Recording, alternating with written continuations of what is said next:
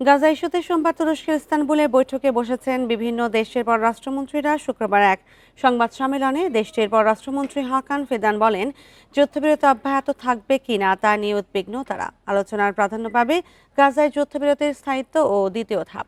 ফিদান আরও বলেন, বৈঠকে থাকবেন সংযুক্ত আরব আমিরাত, কাতার, জর্ডান, পাকিস্তান, ইন্দোনেশিয়া ও সৌদি আরবের প্রতিনিধিরা। তারা সেপ্টেম্বরে নিউ ইয়র্কে মার্কিন প্রেসিডেন্ট ডোনাল্ড ট্রাম্পের সাথে অনুষ্ঠিত বৈঠকে অংশ নিয়েছিল।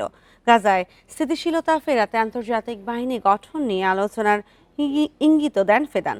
এদিকে শনিবার ইস্তানবুলে হামাসের রাজনৈতিক ব্যুরোর জ্যেষ্ঠ কর্মকর্তা খলিল আল খাইয়া ও অন্যান্য সদস্যদের সাথে দেখা করেন ফিদান। এ সময় গাজায় যুদ্ধবিরতি ও মানবিক সহায়তা নিয়ে আলোচনা হয়।